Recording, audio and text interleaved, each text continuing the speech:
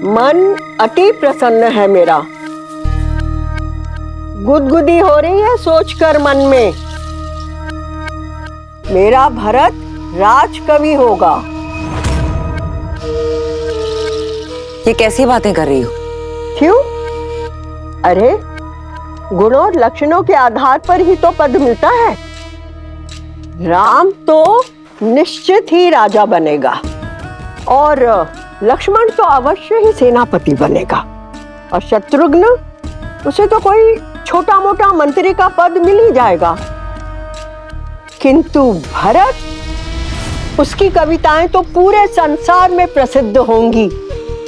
कैकई वंश का वो पहला कवि होगा। है ना आनंद की बात? ऐसा कुछ नहीं है।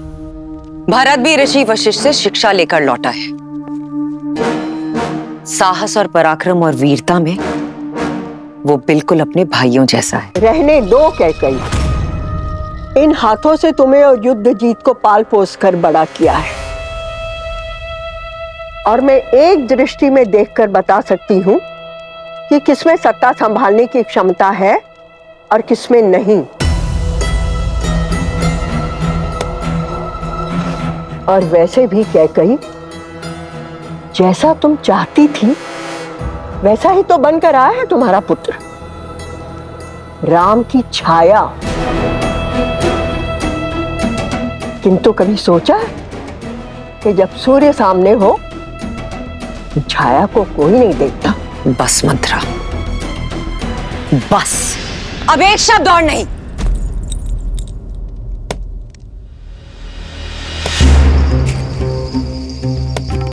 बुरा क्यों लगा कैकई?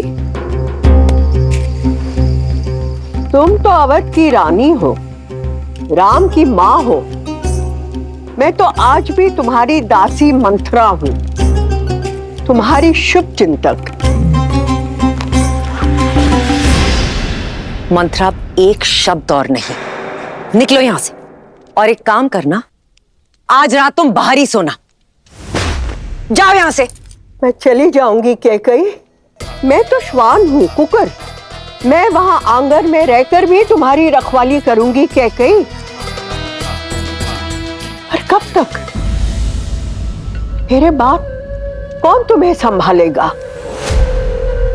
वो पुत्र जो राम की छाया बन गया है, या वो पति जो राम का दास है? मंत्रा, एक शब्द और नहीं। मंत्रा, निकलो अभी यहां से।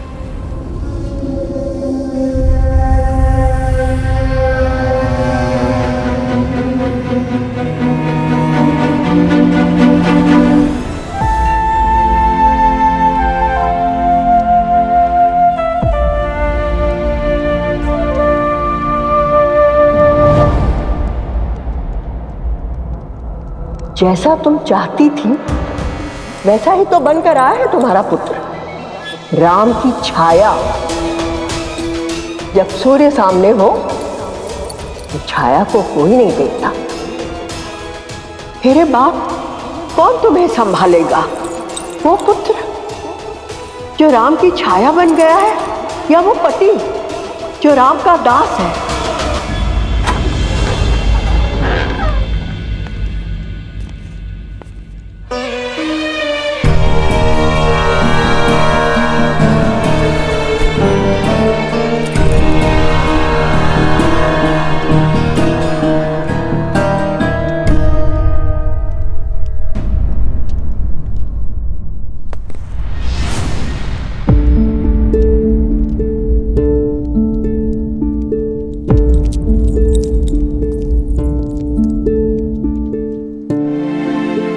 ऐसा पहले भी हो चुका है, किंतु तब आपके पुत्र आपके पास नहीं थे।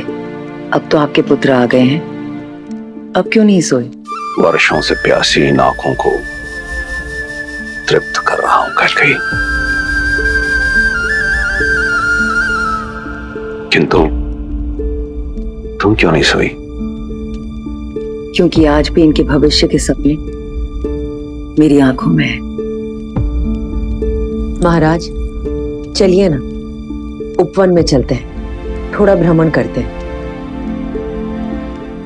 चलिए ना।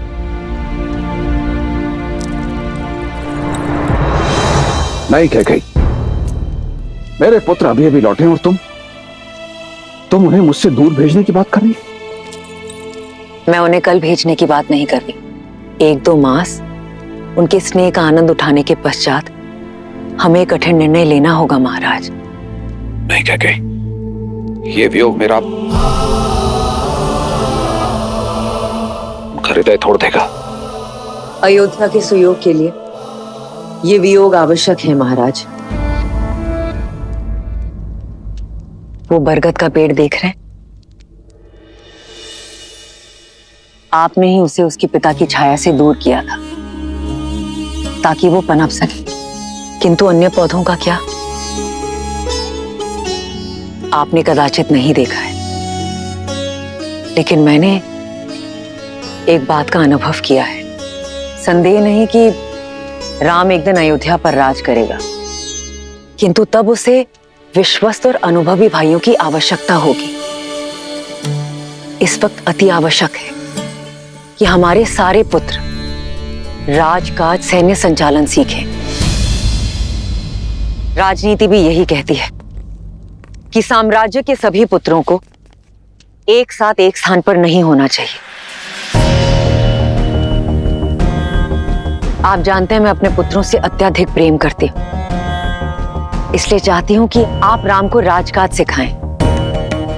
भरत को मेरे भाई युद्धजीत के पास भेज दिया जाए तक्षशिला अभियान के लिए, लक्ष्मण को करुपदा और शत्रुघ्न को मधुपुर विजयी के लिए। कह गई, तुम अपने पुत्र भरत की बात करो, मैं अपने अन्य पुत्रों को अपने से दूर कहीं नहीं भेजूंगा।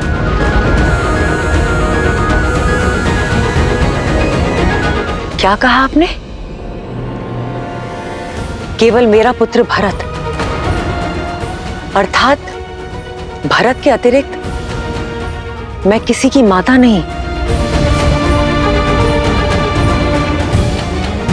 क्या कही? तुम मेरी बात का अनुचित अर्थ निकाल रही हो।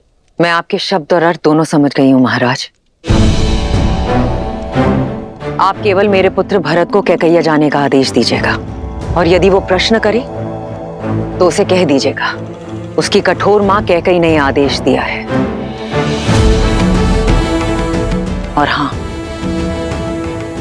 दर्पण दिखाने के लिए धन्यवाद महाराज, ये अनुभव करवाने के लिए कि मैं केवल भरत की माता हूं, राम की नहीं।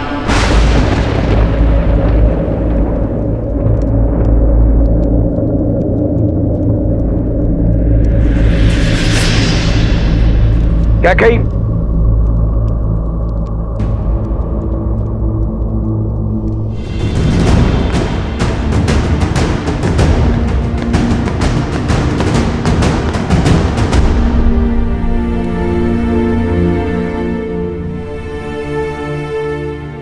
तुम भीतर आ सकते हो भरत। ये मैं क्या सुन रहा हूँ माँ? पिताश्री ने मुझे कैकैया भेजने का आदेश दिया है। ये तो बहुत अच्छी बात है। अपने नानाश्री और मामाश्री को मेरा प्रेम और प्रणाम देना। माँ, आप, पिताश्री ने कहा है कि ये सब आपकी इच्छा है। आप मुझे अयोध्या से दूर क्यों कर रही हैं माँ?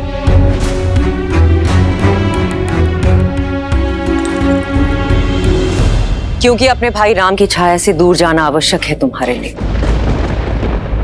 अपने अस्तित्व को ढूंढने के लिए, स्वयं के लिए और राम के लिए।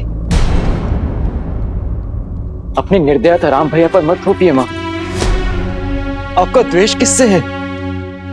राम भैया से या मुझसे?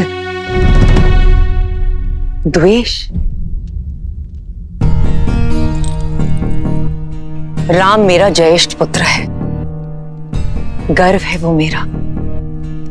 और तुम्हें मैंने अपनी कोख से जन्मा है, अस्तित्व हो तुम मेरे। भूल कर भी कभी मत सोचना कि मैं अपने पुत्रों से द्वेष कर सकती हूं। परंतु अपने स्वार्थ के लिए, अपने प्रेम के लिए उनके भविष्य को कभी दांव पर नहीं लगा सकती। देखो स्वयं को भरत, कैसे टूटे हुए, लाचार दिख रहे हो। देखो मुझे, तुम अयोध्यापति नरेश दशरथ के पुत्र हो, अश्वपति के नाती हो, तुम कैकेयी के भरत हो, राम के भाई हो तुम। यदि मेरे ये सब कहने के पश्चात भी तुम्हें लगता है कि मेरी दृढ़ता, मेरा स्वार्थ है और मैं निर्दयी हूं और इस कारण तुम मुझसे घृणा करना चाहते हो, तो मुझे ये भी स्वीकार है भरत।